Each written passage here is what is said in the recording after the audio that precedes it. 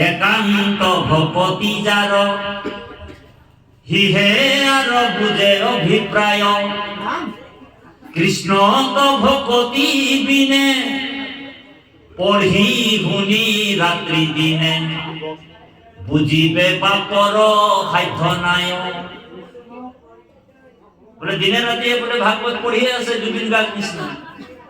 তথাপি বলে গুপ্ত করে বলে কেউ নাই দেখছে বলে করে ঘটি পানি যায় বলে শিব মন্দিরেও ঢালে দিচ্ছে বলে ও হরি বলে বসনে কে বলে হরি তো হরণ লয়া আমার প্রভু জনে কই আছিল আগে যে আমি মৌখিক হরণ ললো মৌখিক মুখে রে বসনে কে বলে মাত্র হরি হরণ হই গল বলে হই গল কত ললা বলে ক্ষত্র বলে এটা কি হবে বলে এটা জখলাটু বলে আমার ডাইরেক্ট বলছেন কত হরণ ললা বলে বহু ডাঙর অনুষ্ঠান ভাগবতী হবে এটা কি হবে বলে এটা বলে ডাইরেক্ট বৈকুণ্ঠ আসলে জখলাটু আমি গতি পাই গেল হরণটু হত্রত হয়ে গেল হরণটু অনুষ্ঠান বিলাকত হয়ে গেল এটা বৈকুণ্ঠ ডাইরেক্ট আগে আমাকে আর কোনো নাই আগে হত্রত হরণ হয় নাকি বারে হ্যাঁ হরণ কত হয় হ্যাঁ হরণ কত হয় ভগবান কৃষ্ণর অভয় পদপঙ্কজ কমল ভাগবতর দশম স্কন্ধত কৈছে হেহি হে হরণ ভজন অনুপাম কর্ণে মুহুনয় আন দেবতার নাম বহু ডাঙর দর্শনে বলে কানতো বলে আন দেবতার নাম শুনিব নাপায় যিসকল হৰণ লৈছে কিন্তু আমি হৰণ লৈছো মুখেৰে হৰণ লৈ ললো এখানে মাধবদেৱে স্থান মাৰি ৰাখিছে বচনে কেৱলে মাত্ৰ হৰিত হৰণ লয়া চিত্তে আন দেৱক ভজয় হৰি তাৰ সন্তোষ নহয় বুলি কৈছে বলে মৌখিকভাৱে হৰণ হৈ গ'ল হৰণ ভজন হৈ গ'ল আর কেউ নাই দেখছে বলে করে বলে ঘটি পানি যায় করে শিব মন্দিরে উঠালে দিচ্ছে বলে ও হরি ও রাম কৃষ্ণ কি রকম হরণ রে ভাগবতে আমার ভেলু কইছে নি ভাগবতে কি কইছে সিদ্ধান্ত আছে দৃষ্টান্ত আছে মই হেন ঈশ্বরক মই ঈশ্বরক অবজ্ঞা করিছি মই কাউ রূপে তাকে ধরু মেডিয়ায় বলি কইছি মই কাউ হইতাম তার কাছে এখানে মাধবদেব কইছে দশম স্কন্ধতে এ রাম কৃষ্ণ ক পূজিলে পূজা সমস্তরে হয় পৃথকে পূজিলে পূজা কেহু নলব বৃক্ষর মূলত আনি বৃক্ষর মূলত যেন আনি দিলা জল হয় না মাধবদেব কোন আছে জেনারেল মানুষ আছে হাত্ত পন্থার ব্যক্তি আছে আপনারও কাহিনীটা জানে আপনারও ভাগবতের কথা সম্পূর্ণ জানে বলে তাঁতি কানিলে মাটি উপায় তো নাই শুনিবই লাগিবে কৃষ্ণ বলে তাঁতি কানিলে মাটি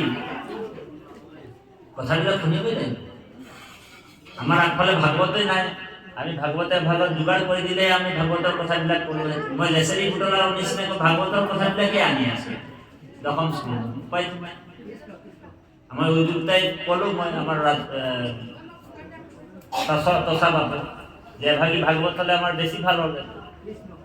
এতিয়া আমি নিজেই ভাগবত হব লাগিব ও হরি ও রাম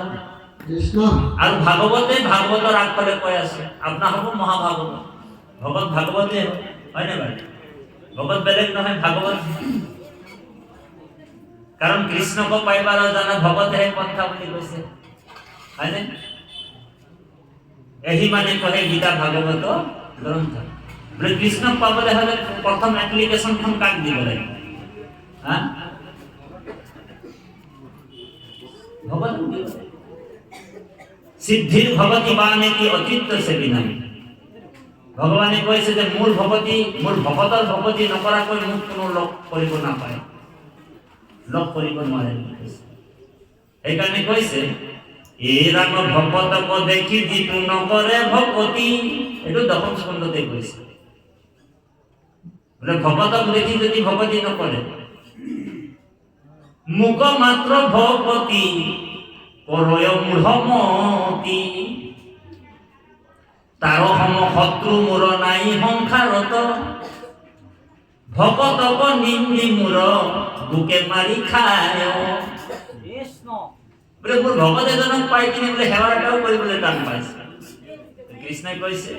যে মোৰ ভকতক দেখি কিনে যদি সেৱা এটা নকৰে কিন্তু মোক হলে বোলে টাইলছ লগা নামঘৰ এটা বনাই লৈছে হুল্লপোৱাৰ তালে জোৰ লৈ আনিছে আৰু ৰামকৃষ্ণ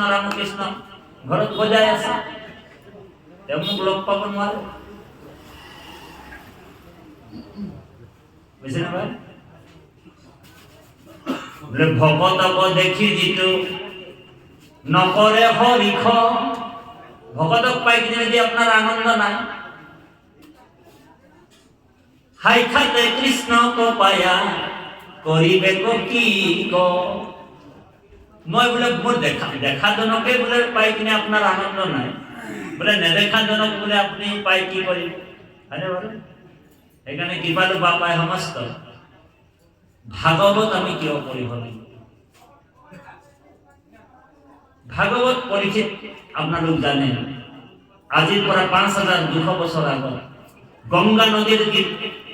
কুশাৰু নামৰ ঠাইত 28,000 ততোধিক ঋষিমুনি বহি আছে ততোধিক অভিশপ্ত পৰীক্ষিত 7 দিনৰ পিছত মৰিবৰ অভিশাপ পৰীক্ষিত মৰিব 7 দিনৰ পিছত আৰু আমি মৰিম 7 দিনৰ ভিতৰত ভাগৱত অকল পৰীক্ষিতৰ কাৰণে নিদিবা পৰীক্ষিত মাত্ৰ নিমিত্ত কাৰণ চকীদাৰ পৰীক্ষিতৰ যোগেদি আমালৈ ভাগৱত কথা কৈ আছে উপগুৰু কাৰণ আমিও মৰিবলৈ গৈছো আৰু পৰীক্ষিত মৰিব 7 দিনৰ পিছত সেইকাৰণে পৰীক্ষিতে উত্তম প্ৰশ্ন কৰিছে ভাগৱত জগত কল্যাণৰ প্ৰশ্ন কৰিছে ভাগৱত প্ৰথম প্ৰশ্ন পৰীক্ষিতে কৈছে আতা পিচ্ছামি সংসিদ্ধিনম যোগিনম পৰমম গুৰু